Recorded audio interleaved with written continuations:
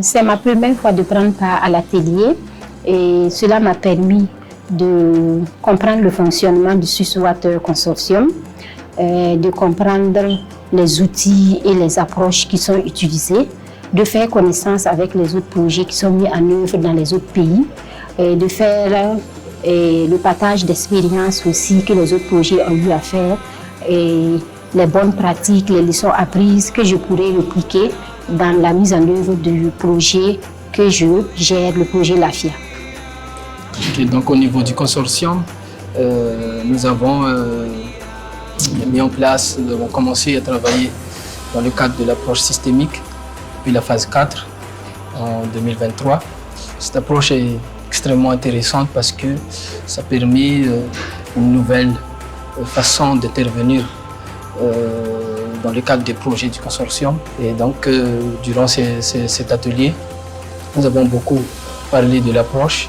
Nous avons pu, en collaboration avec tous les membres du consortium, tous les projets, tous les ONG, les collègues dans le consortium, élaborer vraiment les techniques et les outils dans l'application de l'approche de renforcement du système. On a affiné les étapes, les exercices pratiques d'élaboration des modes d'intervention. Nous avons aussi beaucoup parlé du système de suivi et d'évaluation des projets qui est extrêmement intéressant et très pratique pour les collègues qui vont travailler sur ça. Le système de formation qualitative permet vraiment d'évaluer les avancements des acteurs sur le plan du renforcement du système, sur le plan du renforcement des capacités. Ça permet de voir d'où est-ce que les acteurs ont commencé et où est-ce qu'ils en sont au cours du projet jusqu'à la fin des projets. Cette troisième journée de l'atelier régional du consortium a été une journée de plaidoyer. Chaque pays, chaque projet a fait sa présentation de sa stratégie de plaidoyer. Et ces stratégies ont reçu les feedbacks d'autres pays, d'autres projets. Et je vous avoue que vraiment les contributions qui ont été faites sont très très intéressantes. Quand je prends l'exemple sur les Mali par exemple, on avait fait une stratégie, mais les feedbacks qu'on a reçus nous a permis vraiment de bien peaufiner ça. Parce qu'on avait mis certains éléments à certains endroits qui ne doivent pas être. Voilà. Et on nous a suggéré aussi d'ajouter d'autres acteurs. Je crois que c'est tout l'intérêt, l'importance vraiment de l'atelier. Vraiment, on a appris les uns et des autres en fait d'avoir vraiment un produit de qualité, une stratégie efficace, vraiment qu'on va mettre en œuvre. Voilà, je vais remercier Terre des Hommes et ses collaborateurs. Ils disent qu'ils sont en consortium avec des ONG. Grâce à cette collaboration, on a eu à mettre en place un comité qui est constitué de 14 membres. Après la mise en place, le comité a été formé. Après la formation, ils ont eu à faire un plan d'amélioration qui est constitué de 15 points. Et sur ces 15 points, il y a 11 points qui ont été mis en œuvre. Il y a 2 points qui sont en cours. Et 2 points aussi qui sont en train de réfléchir comment mettre ça en œuvre.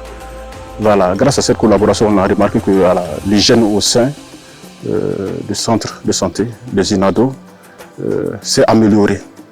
Voilà, j'ai été même le formateur lors de la formation. Et on avait constaté au niveau du dispensaire que les matelas étaient délabrés, les sky étaient déchirés.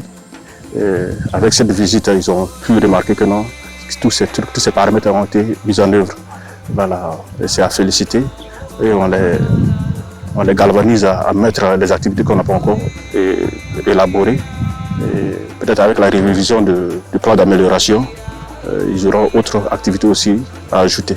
La science est option tout muso te donne la option ton passé et on la CPS yulina ti tout na tien tore ti rutuba ya soma wanja me ya soma la qui te manque ton moyen wazi di katar moyen na ton bonde ton chong ton no ne hin kela tire e base te tum na yi wa me pierre la wuso katar no pour be ton pour la wona ko toro to kete chong bio la yi fa gilli ton le bon da me to wona ngala zamana bane ti gama hange bane tuba jiri fa na kename donc ton ko soya wotoni.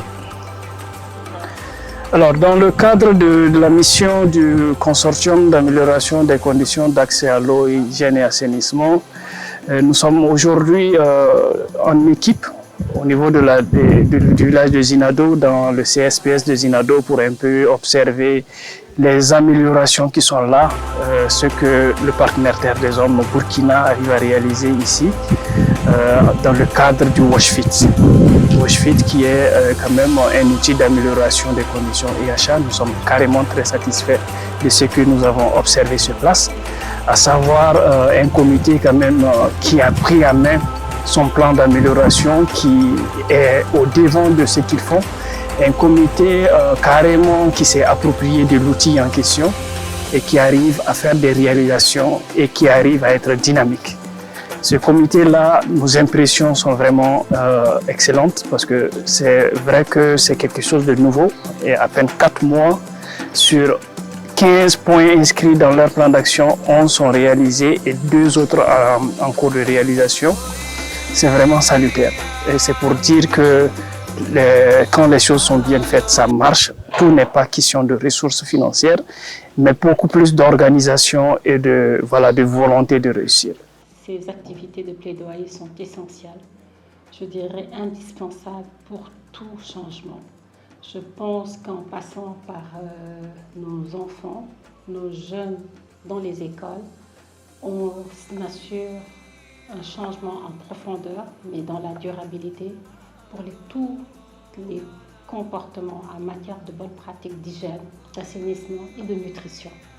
Je pense que le plaidoyer aussi est essentiel parce que ça permet et à la population, aux familles, aux jeunes, mais aussi à l'État de prendre conscience, mais surtout de mener des activités concrètes.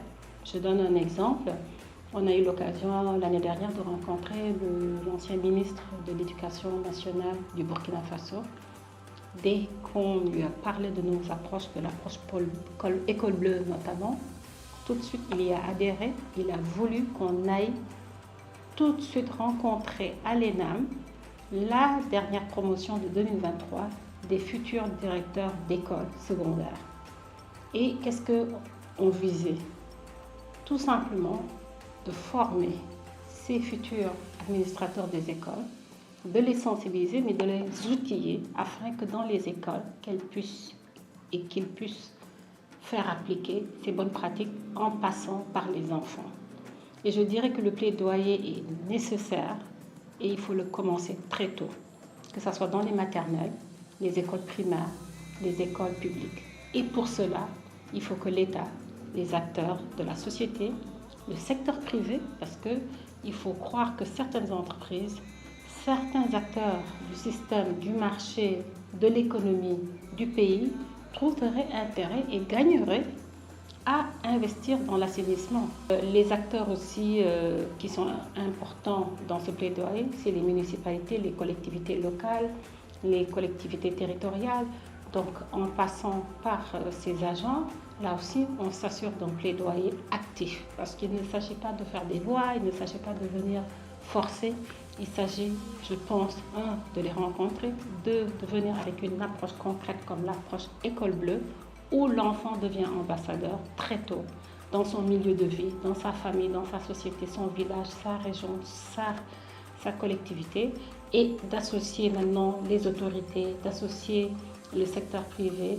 Et là, ça devient holistique, où ça devient un système où tout le monde est impliqué, tout le monde y trouve son compte, et l'enfant, croyez-le ou non, quand il commence les bons comportements, il vieillit, il grandit avec. Donc ça peut même changer le comportement des parents et de la population plus âgée. Donc pour toutes ces raisons, je trouve que oui, le plaidoyer est important. À Helvetas, on y adhère, et un plaidoyer actif, dynamique. Et il faut le dire, cet atelier nous a vraiment permis de renforcer la collaboration entre pays, c'est-à-dire les projets ex-SUCED qui sont au niveau Niger. Donc les préparatifs de cet atelier vraiment ont permis à ce que nous nous approchions davantage, préparer les livrables ensemble et renforcer cette collaboration qui a toujours été au rendez-vous.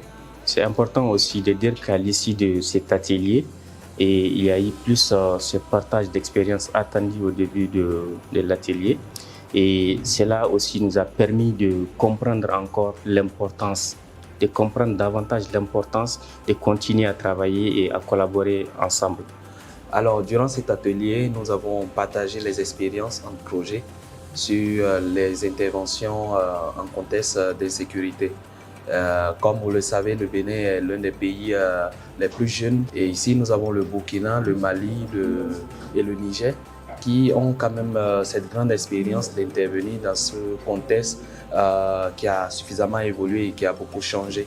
Donc, dans cet élan de partage d'expérience, le Bénin a beaucoup appris de ses collègues qui ont pu développer cette résilience et cette adaptation dans leur intervention en contexte d'insécurité.